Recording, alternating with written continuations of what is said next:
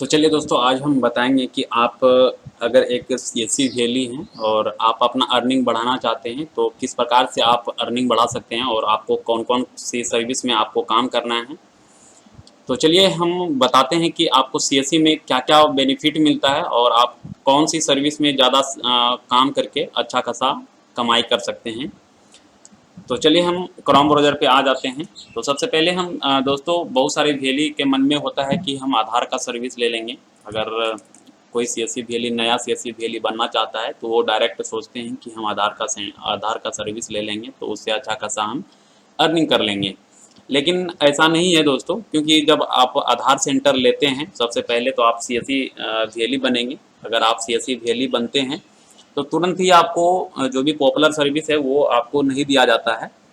जैसे ही आप new CSC वेली बन जाते हैं उसके बाद आपको एक आधार का एग्ज़ाम देना पड़ता है। और एग्ज़ाम देने के बाद दोस्तों, जो भी आधार कार्ड का एजेंसी अभी काम कर रहे हैं तो उससे आपको मिलना होगा। उसके बाद आपको उसमें ऑनबोर्डिंग कराना होगा। उसके बाद उसका जो प्रोसेस होता है जो दोस्तों, जो भी आपका खर्च आएगा वो आपको पे करना होगा, ये नहीं कि एजेंसी पे करेगी। और जो भी इनरोलमेंट चार्ज है वो इनरोलमेंट चार्ज के हिसाब से ही आपको पैसा लेना है। अगर आप ज़्यादा लेते हैं तो आपका इनरोलमेंट सेंटर बंद कर दिया जाता है। तो आप जो भी आधार सेंटर आप चलाते हैं, तो आप जो भी जितने भी आधार सेंटर चला रहे हैं अभी फ़िलहाल में, तो वो परमानेंट सेंटर नहीं है दोस्तों, वो सब दिन के लिए नहीं है। वो अभी अगर 1 मंथ के लिए सेंटर है तो 1 मंथ के बाद ब्लैक लिस्ट भी हो सकता है। अगर आप अच्छे से काम नहीं करेंगे तो आपका ब्लैक लिस्ट भी हो सकता है। तो अभी फ़िलहाल में सीएससी की तरफ से जो दिया गया है वो सीएससी के तरफ से आधार सिर्फ डेमोग्राफिक अपडेट के लिए काम दिया गया था।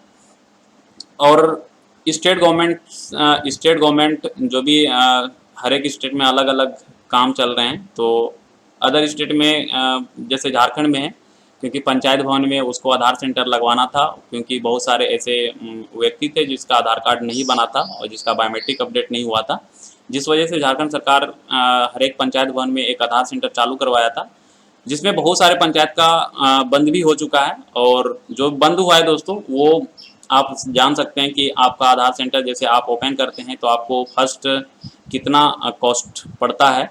तो आपको हम बता देते हैं। आप सिंपली आप लैपटॉप जोड़ लीजिए, आपको न्यू लैपटॉप लेना पड़ेगा। उसके बाद आप एक प्रिंटर लेंगे।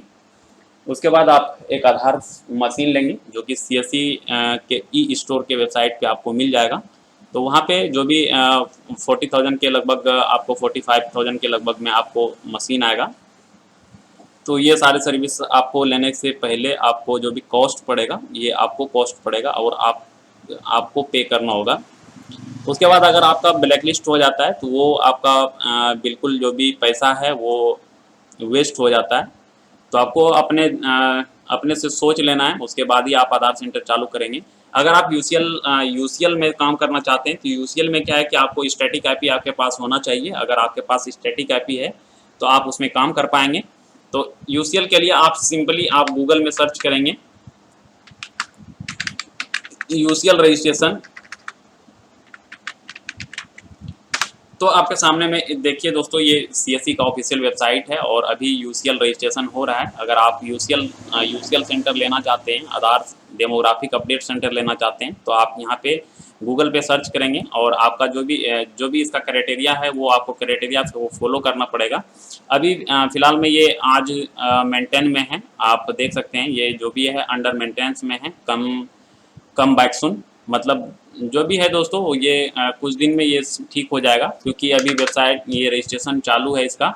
आप रजिस्ट्रेशन इसमें कर सकते हैं और आसानी से इसमें जो भी काम है वो कर सकते हैं। तो इसमें आप नाम सुधार नहीं कर सकते हैं फिलहाल में, अभी सिर्फ एड्रेस और मोबाइल नंबर और डॉक्यूमेंट अपडेट का काम कर सकते हैं।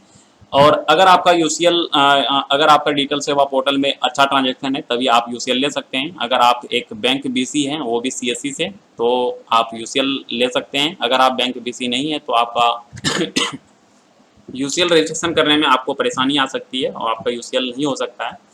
तो इन सभी चीज़ों के बारे में आप सोच लेंगे, उसके बाद ही आप अपना यूसीएल रजिस्ट्रेशन करेंगे या कोई भी सर्विस लेंगे। और बहुत सारे ऐसे वीएलई हैं जो कि सोचते हैं कि नया हम एक सीएससी वीएलई बन जाएंगे, उसके बाद बहुत सारा ऐसा काम है जो कि कर लेंगे। ऐसा नहीं है दोस्तों। अगर आप अच्छे से जानकारी अगर रखते हैं अगर साइबर कैफ़े का, तो आप खुद से ऑनलाइन करके अच्छा अर्निंग कर सकते हैं। तो यही आपको हम बताना था कि आप कैसे इसमें सीएससी में क्या क्या सर्विस मिलता है। सीएससी में सर्विस है दोस्तों, ऐसा नहीं है कि सर्विस नहीं है, लेकिन आपको उसमें करना पड़ेगा। उसमें परमानेंट हमेशा काम करना पड़ेगा। कभी काम आता है, कभी काम नहीं आता है। तो सभी सर्विस में आपको काम करना पड़ेगा, तभी आपको जो भी बेस्ट सर्विस आता है उसमें आपको प्राथमिकता दी जाएगी। तो थैंक यू दोस्तों, मिलते हैं नेक्स्ट वीडियो में। Bye bye.